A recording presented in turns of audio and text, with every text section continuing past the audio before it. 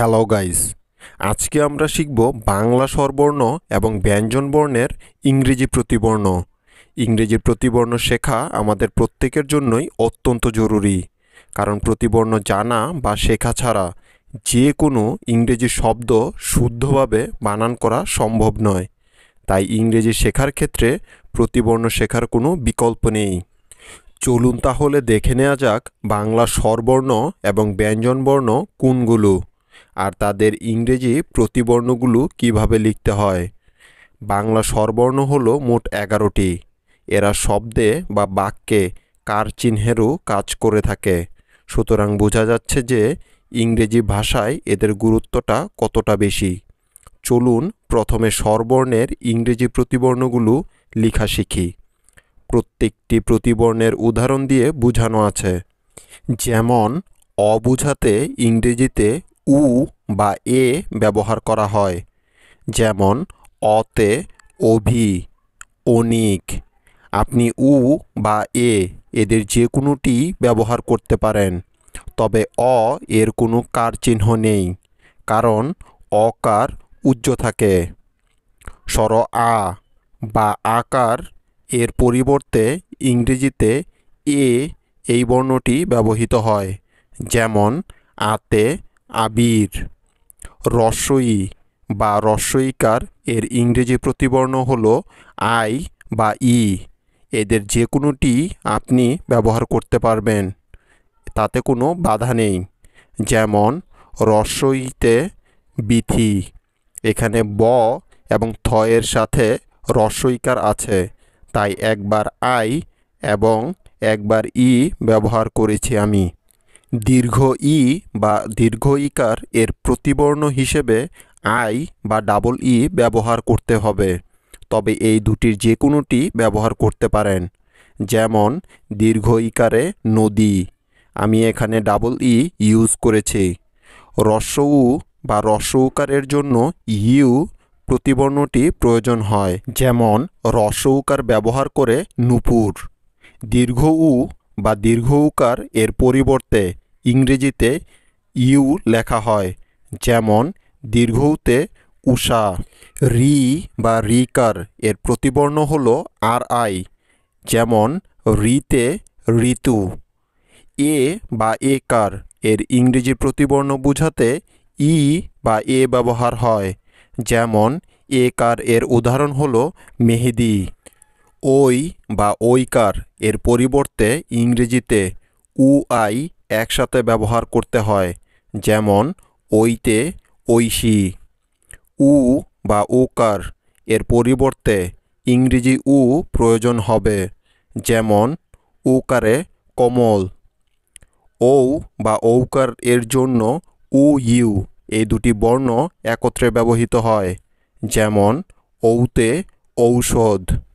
এখন চলুন দেখে নেওয়া যাক ব্যঞ্জন প্রতিবর্ণগুলো। প্রত্যেকটির উদাহরণগুলো ভালোভাবে খেয়াল করলে বিষয়টি আরও ভালোভাবে ক্লিয়ার হয়ে যাবে। যেমন ক এর ইংরেজি প্রতিবর্ণ হল কে। যেমন কতে কামাল, তাই কে এর নিচে কালো আন্ডারলাইন করে দেওয়া আছে। এখানে ক এর জন্য কে, আকারের জন্য এ, ময়ের জন্য এম, আবার আকারের জন্য এ এবং লয়ের জন্য এল নিয়েছি। এভাবে বাকি সবগুলো উদাহরণ বুঝে পড়তে পারলে আর কখনো ভুল হবে না। খ এর পরিবর্তে ইংরেজিতে কে এইচ এই বর্ণ দুটি একসাথে ব্যবহৃত হয়। যেমন খতে খালেদ, তাই এখানে কে এইচ এর নিচে কালো আন্ডারলাইন করে দেওয়া আছে। গ এর ইংরেজি প্রতিবর্ণ হল জি। যেমন গতে গাজী, তাই গ বা জি এর নিচে আন্ডারলাইন করা রয়েছে। ঘ এর প্রতিবর্ণ হল জি এইচ একসাথে। যেমন ঘতে ঘড়ি, তাই জি এইচ এর নিচে আন্ডারলাইন আছে। উ এর ইংরেজি প্রতিবর্ণ হল এনজি। যেমন উওতে ব্যাং। চ এর প্রতিবর্ণ হল সিএইচ একসাথে। যেমন চতে চামিলি। ছ এর প্রতিবর্ণ হল সি ডাবল এইচ বা এস যে কোনোটা ব্যবহার করা যায়। যেমন ছতে ছাতা। বরকত ঝ এর জন্য জে বা জেড ব্যবহৃত হয়। যেমন বরকত ঝতে জাকির। ঝ এর জন্য জে এইচ বর্ণ দুটি একত্রে ব্যবহার হয়। যেমন ঝতে ঝাল। নিয় এর জন্য কখনো বা এন বা কখনো এ ব্যবহৃত হয়। যেমন নিয়তে মিয়া। ট এর জন্য টি লেখা হয়। যেমন টতে টুটুল। ঠ এর পরিবর্তে টি এইচ একসাথে বসে। যেমন ঠতে ঠান্ডা।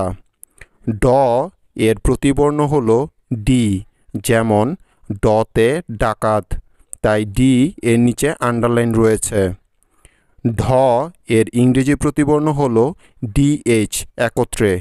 যেমন ঢতে ঢাকা। মূর্ধন্য এর পরিবর্তে ইংরেজিতে এন ব্যবহার হয়। যেমন মূর্ধন্যতে হরিণ। ত এর ইংরেজি প্রতিবর্ণ হলো টি। যেমন ততে তালা, তাই ত এর নিচে আন্ডারলাইন আছে। থ এর জন্য টিএইচ একসাথে লেখা হয়। যেমন থতে থানা। দ এর জন্য ডি লেখা হয়। যেমন দতে দাদা। ধ এর জন্য ডিএইচ একসাথে ব্যবহার হয়। যেমন ধতে ধনী।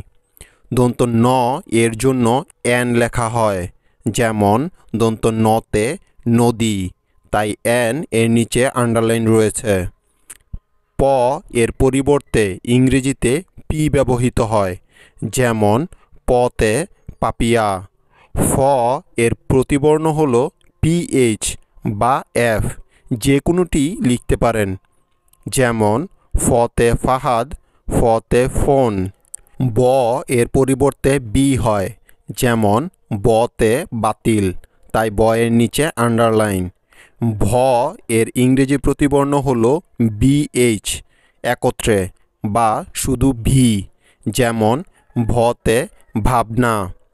ম এর প্রতিবর্ণ হল এম, মতে মামুন, তাই ম এর নিচে আন্ডারলাইন।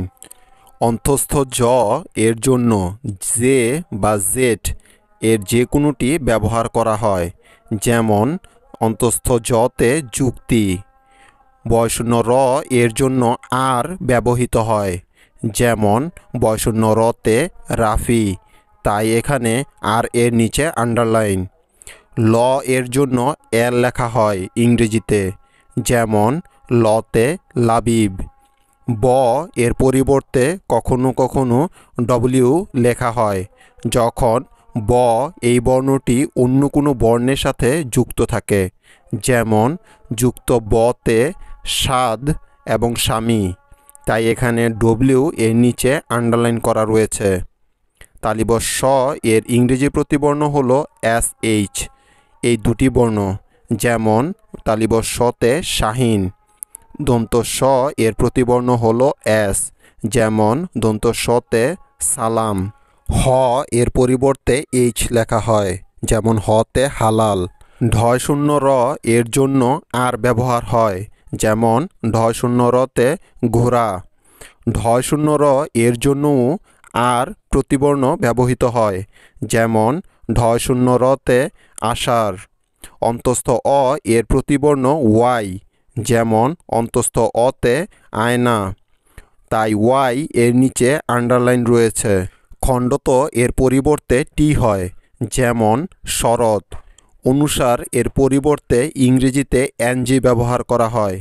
যেমন ঢং। চন্দ্রবিন্দু এর জন্য এন লেখা হয় ইংরেজিতে। যেমন চন্দ্রবিন্দুতে চাঁদ। মূর্ধন্য স এর জন্য এস এইচ একত্রে ব্যবহার করা হয়। যেমন মূর্ধন্য সতে বর্ষা। ক্ষীয় এর পরিবর্তে ইংরেজিতে কে এস এইচ এই তিনটি বর্ণকে একসাথে লেখা হয়। যেমন লক্ষ্মী, তাই এখানে কে এস এইচ এর নিচে আন্ডারলাইন টানা আছে, যাতে করে আপনারা সহজে বুঝতে পারেন কোথায় প্রতিবর্ণটি ব্যবহার করা হয়েছে।